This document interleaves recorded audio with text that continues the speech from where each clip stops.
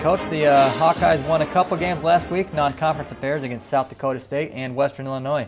That makes 5 out of 7 overall. Do you feel like the team's hitting a stride a little bit? Yeah, I do. I think we're real close to turning the corner and putting together a nice little run here. And we've got some home games coming up with Bradley and Penn State.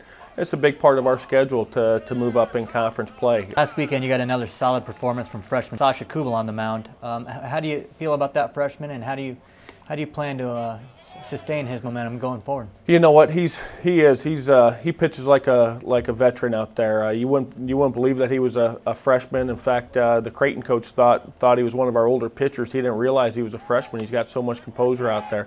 We're going to keep our same starting staff. We really like where we're at. You know, every Friday we got great chances to win with Hippen on the mound, and DOUGHERTY continues to keep getting better and better, and he's going to hit his stride here soon. And then Sasha is a great guy to have on Sundays because he makes you swing the bat. He throws strikes, doesn't get up a lot of free bases, and he's got tremendous composure about himself. And you know, so we've got a very good starting staff. I think that we can compete with anybody in the Big Ten from that standpoint. Well, Coach, it's a big week for the Hawkeyes. You host Bradley Wednesday at 6 p.m. before hosting the Nittany Lions in a pivotal conference matchup over the weekend. So good luck to you and the Hawks, and thanks for joining us. Thanks a lot, Brew. Joined this morning on This Week on Iowa by Katie Dougherty, the head coach for the University of Iowa women's tennis program.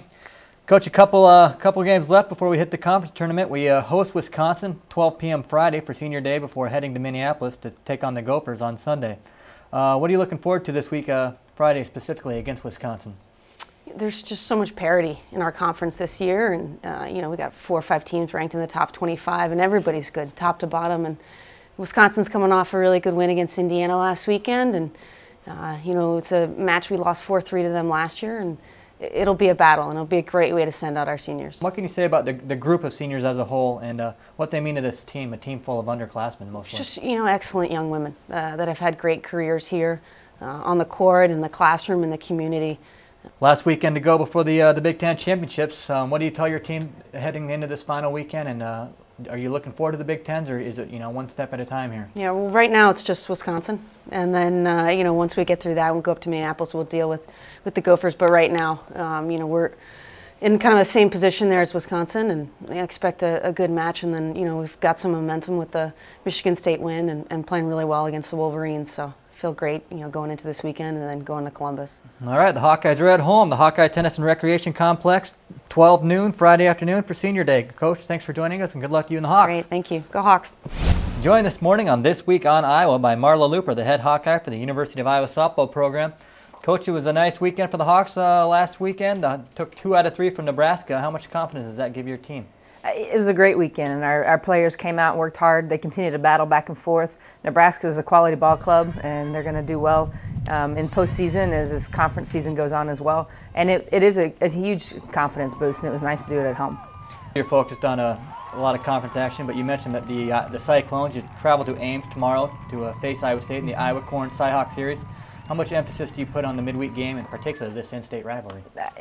It's just as important as the rest of them, and these midweeks can jump up and bite you, or you can catapult through the weekend into the midweek and continue on that streak that we've got, and then take that into conference. It'd be nice to have a 3-game winning streak heading into Michigan State on the weekend, but we got to take care of business in Ames first. The trip to Ames is a chance to build some momentum heading into the 3-game weekend series at Michigan State. How important is it to take another series, and particularly one on the road? It's big for our goals in the future to finish in the top 3 in the conference and to get a postseason bid. And again, we took 2 this weekend.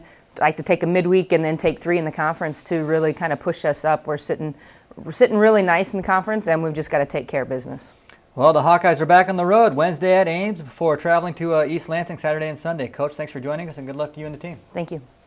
Coach Anderson, couple of collective efforts last week at the Tom Botts Invitational. The men placed first and women placed second. How do you feel about the team's performance?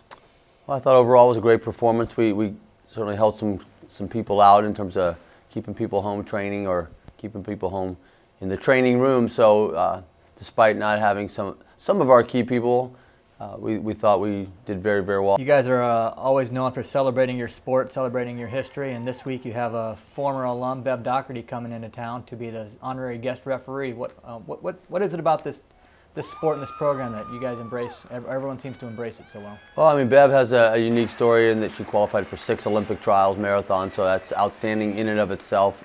Her and Jim her husband are outstanding alums. Yeah, we always like to see former alums back on campus, particularly for the Musco Twilight Meet. To me, it always symbolizes the beginning of the stretch run. You got Musco, Drake, Big Tens, and NCAAs. How do you feel about the team? Well, we feel good right now. I mean, we're relatively healthy, and the performances have been outstanding, and we really feel like we're building the kind of momentum that we would want at this time of year. Well, it starts this Saturday.